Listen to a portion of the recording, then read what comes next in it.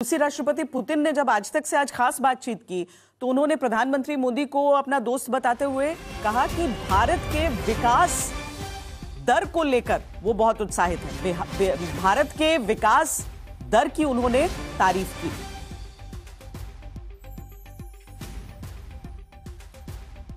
लेकिन इससे पहले कि आगे बढ़े, गीता, एक तस्वीर हम दिखाना चाहते हैं राष्ट्रपति जी आपको। और राष्ट्रपति पुतिन, इस तस्वीर में आप प्रधानमंत्री नरेंद्र मोदी के साथ कार में जा रहे हैं। अब ये फोटो खूब वायरल होता है, लोग वीडियो पे इसके खूब डिस्कशन करते हैं कि क्या हुआ, कैसे हुआ। अब आप चूंकि यहाँ बैठे हैं, आप ही बताइए, क्या ये पहले से आप लोगों ने तय किया हुआ था और क्या बात हुई गाड़ी में? हम दोनों के बीच सामयिक विषयों पर ही बातचीत हुई और इसे लेकर पहले से कोई तैयारी नहीं थी। हम दोनों बाहर निकले, सामने मुझे मेरी कार दिखाई दी तो मैंने उन्हें साथ चलने को कह दिया, वैसे ही जैसे दोस्तों के बीच होता है। इसमें इससे ज़्यादा और कुछ भी नहीं था। रास्ते में हम दोनों ने बस आम दोस्तों की तरह बात की। हमारे पास हमेशा बातचीत करने को कुछ न कुछ ज़रूर होता है। हम लोग बातचीत में इतना व्यस्त हो गए कि बाद में ख्याल आया कि लोग हमारा इंतज़ार कर रहे होंगे। इसमें ऐसा कुछ खास नहीं था। Right, President Sir, the fact that you're going to go to India, you just said that both leaders are going to cement the guarantees that you give each other. What are the kind of announcements that we can expect? We've heard about technology transfer, we've heard about trade enhancement. What are the solid announcements during this visit? And I ask you this is because the world, and you know who I mean, would be watching.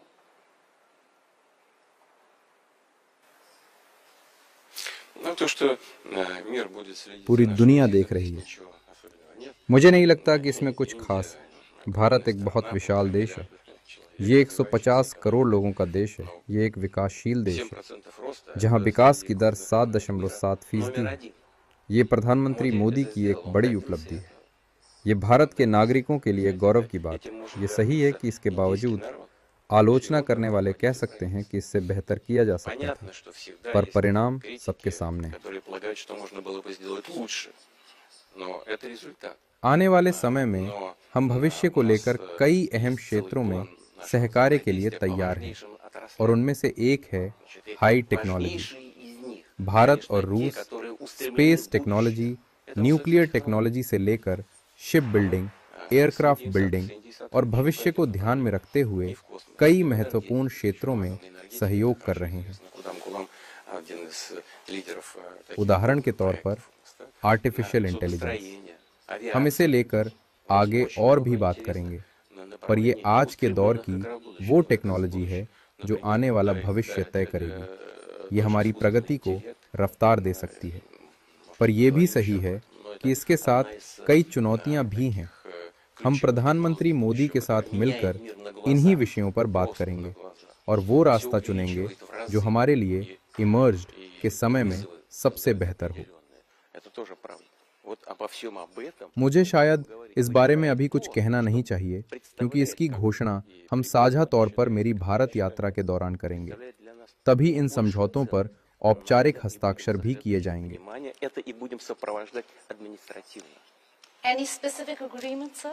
Gita, अगर व्यापार की बात करें तो भारत और रूस दोनों पर अंतर्राष्ट्रीय स्तर पर खासा दबाव है। खास तौर अगर तेल की बात की जाए तो भारत को पश्चिम के दबाव के चलते काफी नुकसान भी उठाना पड़ा। पश्चिम की ओर से पड़ रहे इस दबाव का सामना भारत और रूस मिलकर कैसे कर सकते हैं? एम्बेसडर सज्जनर, आपने अगर ये बातें राष्ट्रपति पुतिन की सुनी हो तो उसमें अगर वो इस चीज को एक्नॉलेज कर रहे हैं और समझ रहे हैं इस बात को कि भारत भी उन दिक्कतों का सामना करते हुए रूस के साथ इस मुश्किल दौर में खड़ा रहा है। अब भारत ने शांति का पक्ष लिया लेकिन अपनी उस दोस्ती को छोड़ा नहीं। आज जब ये मुलाकात और ये विजिट आज से जब शुरू होगी और कल वो मुलाकात होगी, जिस तरीके से एम्बेसडर डोगरा कह रहे हैं कि वो उम्मीद करेंगे कि ट्रेड के हिसाब से आगे बात बढ़े और सकारात्मक रूप से हम उस दिशा में विकास करें, तो आपकी उम्मीद क्या इसी दिशा में जाती है? जी बहुत धन्यवाद श्वेता, मुझे आमंत्रित करने के लिए। और सबसे पहले मुझे आपको, आपकी टीम को, गीता को, अंजना को, सभी को बहुत मुबारक। आपने बहुत हार्दिक अभिनंदन। बहुत ही अच्छा इंटरव्यू है। और देखिए, मैं तो रह चुका हूँ, 2 बारी रह चुका हूँ, टेन्योर किया है वहाँ पर मॉस्को में मैंने। और ये सब जो आपने दिखाया है बिल्कुल बहुत, बहुत ही मुझे परिचित लगा। परंतु सबसे महत्वपूर्ण बात जो मुझे लगी वो लगी राष्ट्रपति पुतिन की बॉडी लैंग्वेज। वो इतना कंफर्टेबल लग रहे थे, ही वॉज अपना, उनका जैसे कंफर्ट जोन में है। और उनको बहुत अच्छा लग रहा था। और जो बातचीत थी बहुत सहजता से आगे चल रही थी। देयर नो अनकंफर्टेबल मोमेंट्स इसमें। तो मेरी हार्दिक अभिनंदन और बधाई आपको और आपकी सारी टीम को। जो आपने प्रश्न पूछा है, देखिए मैं अम्बेसडर राजीव डोगरा से बिल्कुल सहमत हूँ। बहुत हमारे ऐसे क्षेत्र हैं जिसमें हमारे कार्य बड़े अच्छे चल रहे हैं।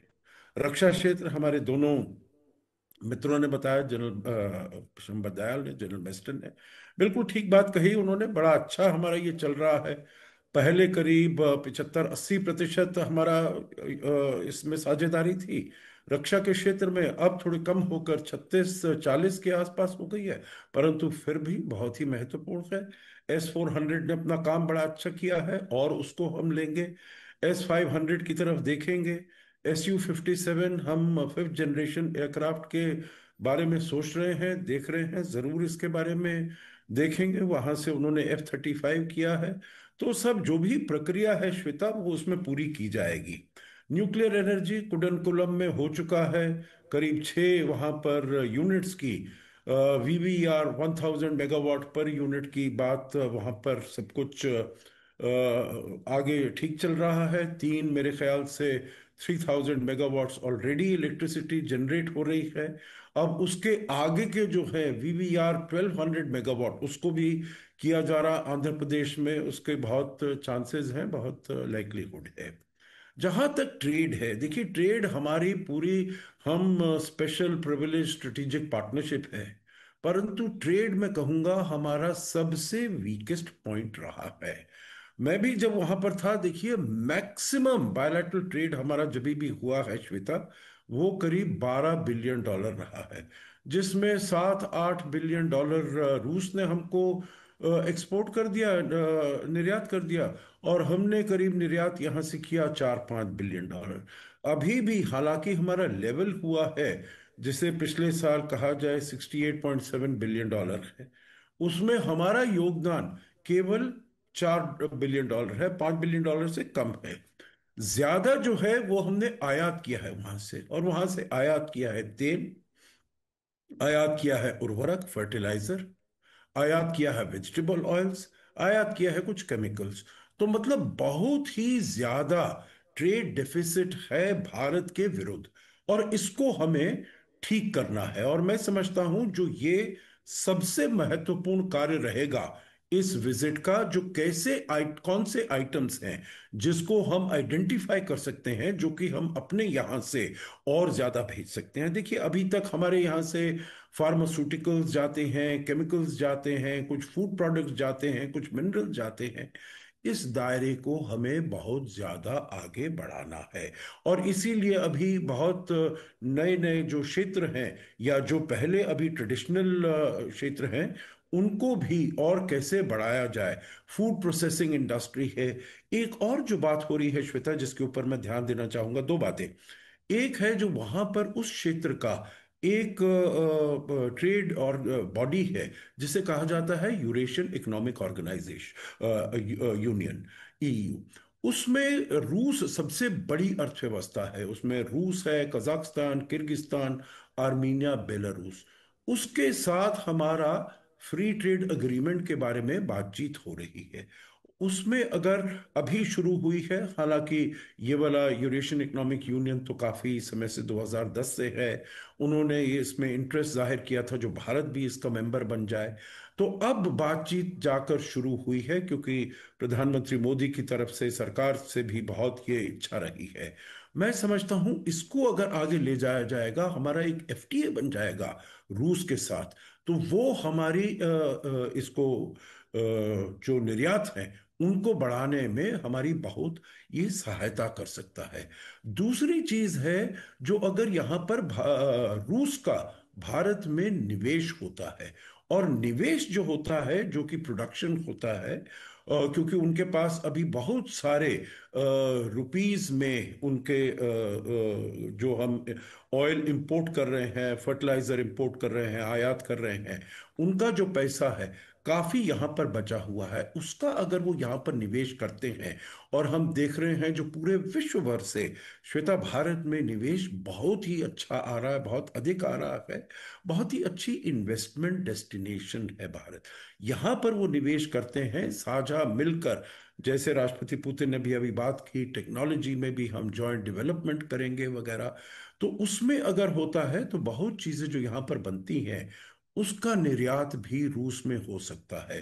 परंतु और भी बड़े क्षेत्र हैं, चाहे वो फूड हो, कुछ आइटम मेंशन किए गए हैं, पोटैटोज हैं, पोमेग्रेनेट्स हैं, फूड प्रोसेसिंग ऑर्गेनाइजेशन, ऐसी कुछ बॉडीज बनाई जाएं, ऐसे कुछ बायलैटरल वो किए जाएं। तो मेरे समझ में संभावनाएं बहुत हैं, और इसको हम आगे ले जा सकते हैं। राष्ट्रपति पुतिन की इस यात्रा में यकीनन इसके बारे में बहुत बात होगी और निर्णय भी लिए जाएंगे।